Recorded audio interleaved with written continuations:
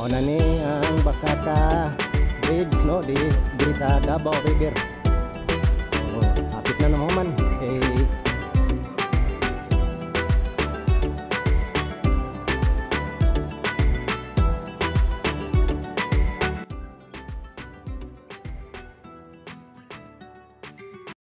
dito sa may Bakaka Davao River. So pinuntahan po natin dito ang construction ng bridge no, Bakaka connecting to Maa diyan sa may San Rafael no. So ito guys, pinuntahan po natin dito. So laking gulat ko dito sa pagpunta ko dito dahil matagal-tagal na rin po ako naka update po dito no sa may Davao River dito sa side ng Bakaka.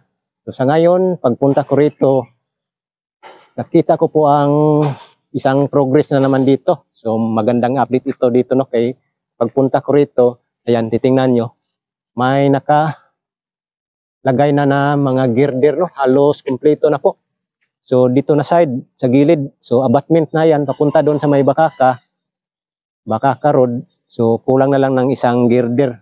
So ito po yung i-update natin, magandang update po ito dito sa may Bakaka no area. Ito po ay magkukonekta ng Bakaka to Maa.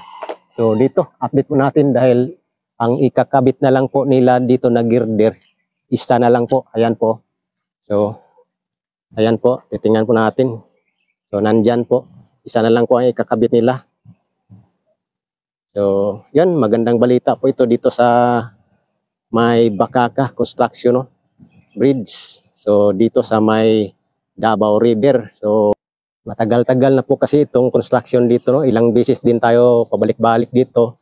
Nangyari pa nga dito yung naanod yung craneway nila dito. Ito. Nung kasagsagan ng baha. So naanod po 'yan. So ngayon tinutuloy na. Diyan banda sa may side ng Maa, kumpleto na po yung girder. So yung sa unahan diyan may buhos na po yan, may flooring na. So ito na lang po. Oh, ito slab pa ng girder po makikita natin, wala pa pong flooring. So dito sa abutment dito sa column na ito is kulang na lang po ng isang girder, bali 6 na girder po kasi itong tulay na ito no. Tulay ng Bakaka. Kasi ano lang po ito, 2 lanes na tulay. Ayan. So magandang update po ito no. Dahil talagang pinagpatuloy na po itong project na ito. Ayan no. Oh, di ba? Itong tulay na ito dito sa may Bakaka, ito po ay magkukonekta dito sa may Bakaka at saka dito sa may Maa no. So papunta po ito ng Maa diyan sa may Countryside Road. Diyan ito maglusot ang kanyang dulo nito no. So patungo ng San Rafael, patungo ng Maa Road doon. And then andito sa Countryside patungo din ng may Diversion Road. So yan po yung Maa Bypass Road diyan. So diyan po ang lusot nito no. So dito sa Davao River, so magkukonekta na po itong Bakaka at saka may Maa. So, yan, malaking tulong po ito sa traffic dito sa may Bahada at saka dito sa may Buhangin at saka dito sa may Bangkiruhan. So, yan, kasi pag galing ka naman dito ng Matina, pwede ka magdaan dito. Kung patungo ka ng Buhangin, hindi ka nadadaan ng may Bahada. So, dito ka na magsushortcut. Then, patungo ng El Rio, dyan. So Diversion Road. So mandali na lang po ang pagbiyahe natin no. So gamit na gamit po talaga itong tulay na ito no. So hoping po tayo na matatapos po ito no dahil para magagamit din sa kababayan natin dito sa Davao no. Okay, titingnan lang po natin sa ating drone shot ito, yung kabuuan nito at saka yung patungo doon sa may Countryside Road no. Okay, what's up?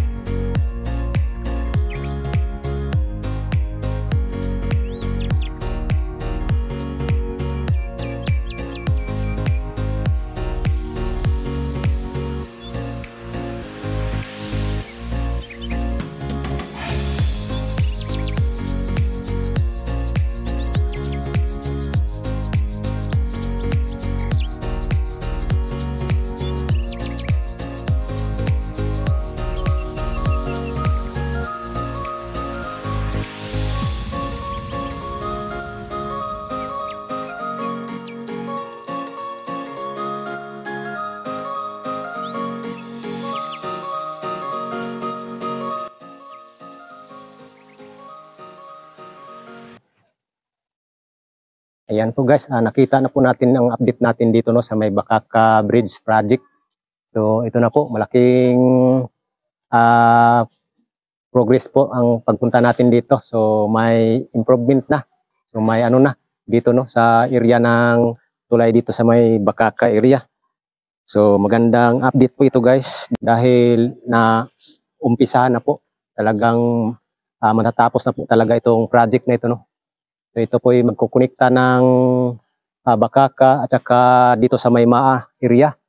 So ayan, magandang balita po ito guys dahil nagpatuloy na po itong project dito no sa may Bakaka.